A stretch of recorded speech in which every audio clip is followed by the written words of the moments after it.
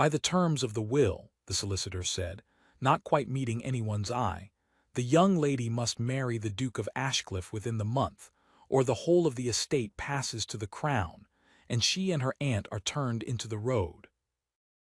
Silas, Duke of Ashcliffe, whom the county called the Cold Duke and the Frightened called Worse, sat unmoving at the head of the long table and watched the girl take the sentence like a soldier taking fire.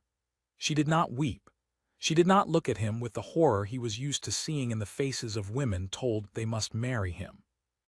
Delphine Marsh, all of 21, in a morning gown gone gray at the seams, lifted her chin and looked straight down the length of the polished table at the most feared man in 3 counties, and said, in a voice as steady as a bell, "Then I have one condition, your grace, before I consent to be disposed of like a parcel of land."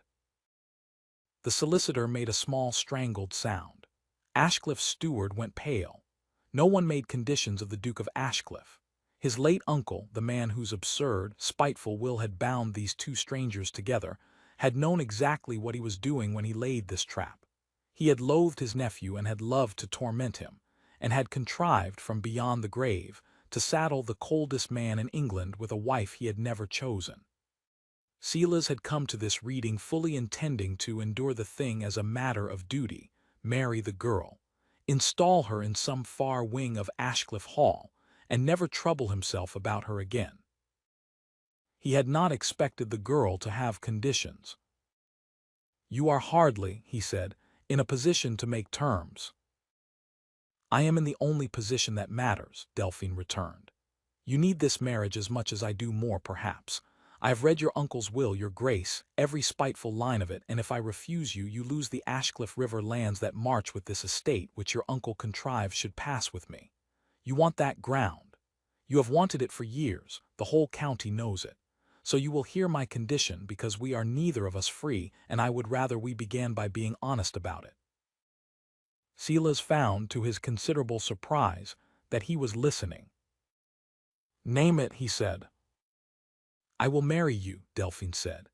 "I will run your house and honor your name and give you no cause for complaint before the world, but I will not be a parcel of land. You will not shut me in a far wing and forget me. You will dine with me properly, at one table not the length of a hall apart, and you will answer when I speak to you, and once a week, whatever else befalls, you will walk with me in the gardens for 1 hour and tell me one true thing about yourself. That is my condition. I have been treated as an inconvenience my whole life, first by my father and now by a dead man's will, and I find I have run out of willingness to be one. If I must be a wife, I will be a person to my husband, or I will take my aunt in the road and let the crown have the lot." There was a silence in which the fire popped, and the solicitor appeared to age several years. And Silas, Duke of Ashcliffe, who had not been surprised by anything in a decade, felt the corner of his mouth do something it had not done in longer than he could remember. It was not quite a smile, but it was in the family of one. "One true thing a week," he said. "You drive a hard bargain, Miss Marsh." "I drive the only bargain left to me," she said. "Do you accept it?" I accepted. They were married 11 days later in the cold little chapel at Ashcliffe, with the 2 witnesses required by law and no one else, and Silas thought, watching his strange new bride sign the register in a firm, unhesitating hand, that he had entered into the arrangement expecting nothing, and had somehow acquired the one thing he had spent his adult life avoiding, a person who would not be afraid of him. She was not afraid of him. That was the first true thing he learned, though it took him some weeks to understand it fully. The whole world was afraid of the cold Duke, his servants crept, his tenants doffed and fled, the county drew back from him as from a stove, and he had grown, over the years, so accustomed to fear that he had mistaken it for respect and then more slowly for solitude, and had told himself he preferred it.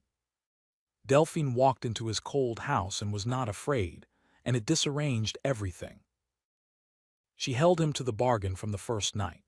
She had the great dining hall set for 2 at one end close, and when he tried on the second evening to take his old place at the far end, 100 feet of mahogany between them, as he had dined for years, he found his cover had been moved beside hers, and the footmen too frightened of the new duchess to move it back.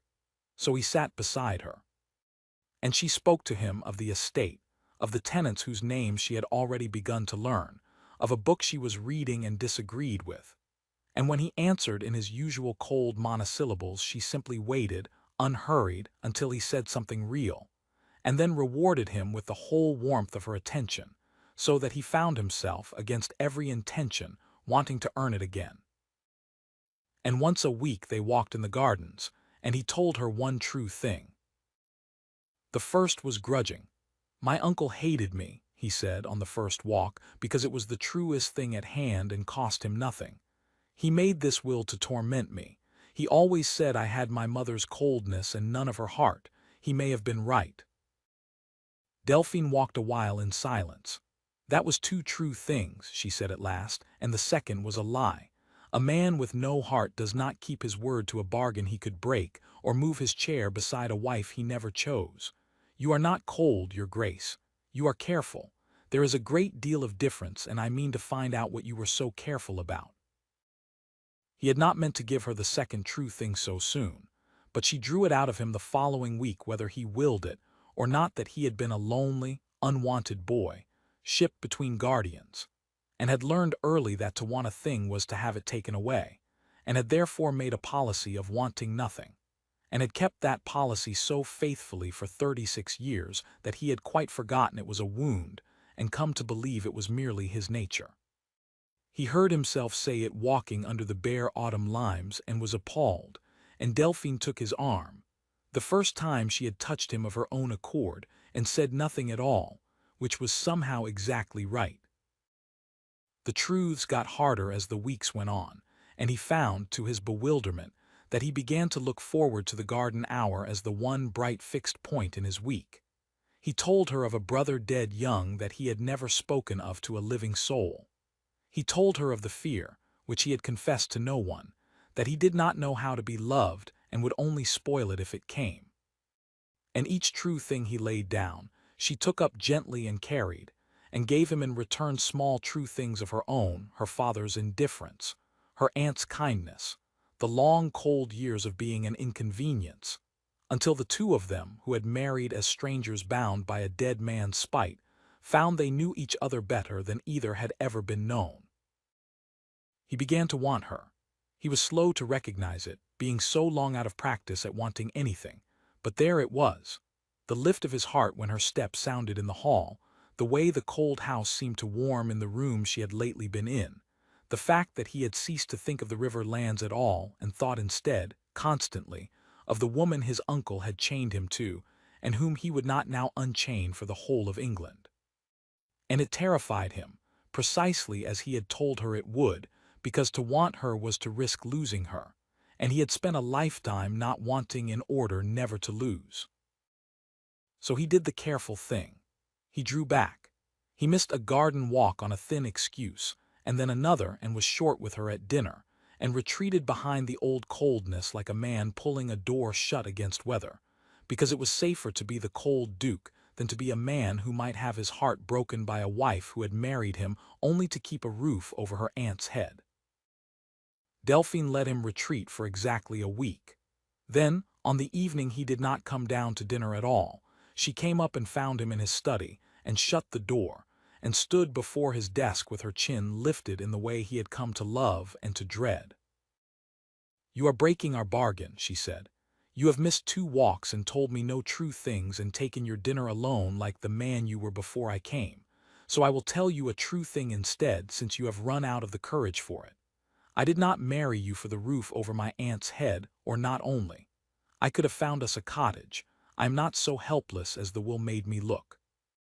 I married you because at that dreadful reading you were the only person in the room who did not look at me with pity, and I have spent these weeks discovering that behind all your careful cold there is a man I would have chosen freely, will or no will, if the world had only let us meet like ordinary people. And now that man is frightened and hiding, and I will not have it.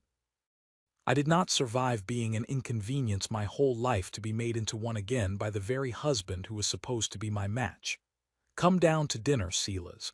Tell me a true thing. Stop being careful with me. I am not something you will lose by wanting. I am your wife, and I am not going anywhere, and I would rather like to be loved before I am much older." Silas rose from behind the desk. For a long moment he simply looked at her, this fierce, steady, unafraid woman who had walked into his cold life and refused, from the very first, to be shut in a far wing. And he felt the careful door he had spent 36 years holding shut come open all at once, and instead of the weather he had always feared, what came through it was light. "A true thing," he said, and his voice was not quite steady. "I have wanted nothing for as long as I can remember, because wanting was the thing that hurt. And then a girl in a gray morning gown made conditions of the Duke of Ashcliffe, and I have wanted her, hopelessly and completely, from very nearly that hour. And I have been running from it like a coward because I did not believe a thing so wanted could possibly be kept." He came round the desk and took her hands. "You are the first thing in my life I have not been able to stop wanting. I do not want to be careful with you. I want to be reckless and warm and every foolish thing I have forbidden myself for the rest of my life if you will let me." "I will let you," Delphine said, and her fierce, steady voice broke at last, just a little, which undid him entirely. "I have been waiting a month for you to catch up." He kissed her then, his wife, freely and at last, in a study grown suddenly warm. And the cold house, which had waited so long, seemed to let out a long breath and settle around them like a thing coming home. The bargain held and grew and outgrew itself. They dined at one end of the great hall every night close, until in time Silas had the 100 feet of mahogany taken away altogether, and a smaller table put in, because he could not bear even the memory of the distance he had once kept.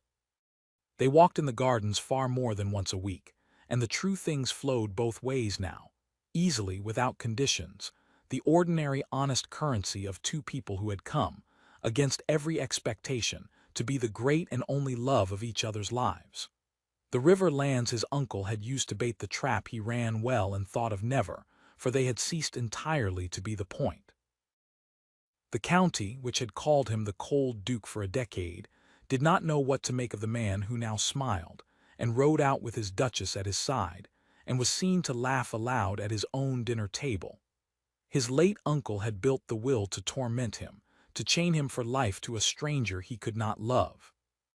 It was the one great miscalculation of a spiteful man's life, and Silas thought of it sometimes with a grim private amusement, walking the autumn gardens with Delphine's hand tucked warm in his arm. "He meant it as a punishment," he said to her once on such an evening, the low sun gilding the limes. "The cruelest thing he could reach from the grave, chain the cold nephew to a penniless girl he never chose and laugh." "And instead," Delphine said, "he gave you the only thing you ever truly needed and never knew he'd done it. I should think that would have annoyed him beyond bearing." "I hope it did," said the Duke of Ashcliffe, who had learned, at 36, how to be loved and how to love, from a woman brave enough to make conditions of a dead man's will. "I sincerely hope it did." And he drew his wife closer, and they walked on into the warm and ordinary evening, two people no longer bound by anything but choice.